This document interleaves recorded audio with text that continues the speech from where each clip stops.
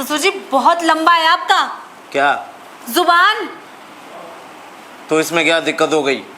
ससुर जी बहुत बोलने लगे हो आप, कम बोला करो थोड़ा। माना कि हम आप पे टिके हुए हैं, आपके बेटों से कुछ होता नहीं है, तो इसका मतलब ये नहीं है कि आप कुछ भी कभी भी बोल देंगे। अरे इस घर में एक मैं ही तो मर्द हूँ जो तुम दोनों बहुओं को रोक के रख रखा है। नहीं तो अभी तक तुम दोनों घर से बाहर होती और मेरे लड़के पता नहीं क्या ही करके बैठे होते। तो ऐसे लड़के पैदा ही क्यों किया था आपने जिनका कुछ होता नहीं है? मुझे क्या पता था? अब मैंने तो अपना बराबर बीज डाला था, मुझे क्या पता था बड़े होते होते फसल एकदम से गिर जाएगी। अरे ससुर जी, तो गलत कामों से तुमने रोका क्यों नहीं अपने बेटों को? अरे कुछ गलत काम कर लिया उन्होंने 14-15 साल की उम्र में। अरे ससुर जी, तो तुमने रोका क्यों नहीं फिर अपने बेटों को?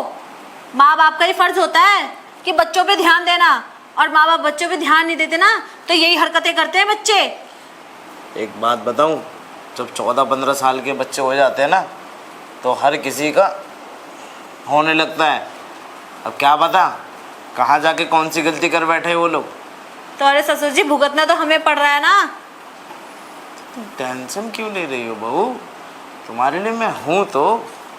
आज तक तुम दोनों को कोई शिकायत मिलने दी मेरी तरफ से?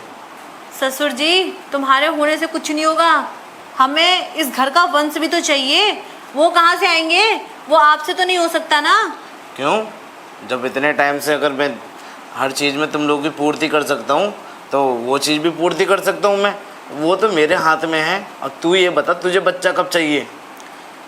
अरे ससुर जी, अब तो लोग समाज भी बोलने लगे कि इतना टाइम हो गया लेकिन एक भी बच्चा नहीं हुआ हमारा। तूने अगर ये बात मुझे पहले बोली होती तो जो मैं करते करते बाहर निकाल देता था वो सारा तेरे अंदर ही ना डाल देता। अरे ससुर जी, अब तो करना पड़ेगा, लेकिन हमारे पतियों को कौन समझाएगा? खैर वो सब छोड़, तुम एक काम करना, आज रात को जैसे तैसे करके अपने पति को मना लियो, समझ गई? चाहे एक बार करवाई हो चाहे 2 बार करवाई हो, उसके बाद में तुम मुझसे करवा लियो। उसको लगेगा कि उसी की औलाद है। और तू चिंता क्यों कर रही है? बीज त्रिपाठियों का ही डलेगा। हाँ हाँ ससुर जी, अब मुझे सब पता है।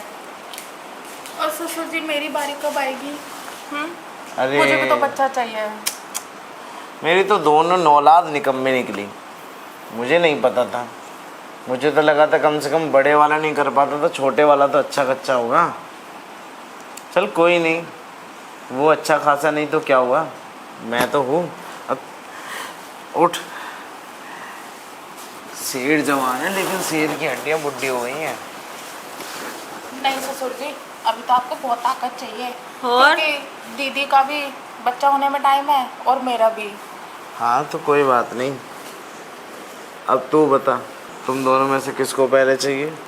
अरे ससुर जी, पहले तो मैं आई थी ना इस घर में, तो पहले मेरा हक बनता है। पर ससुर जी, आप दोनों के साथ बराबर का करो ना।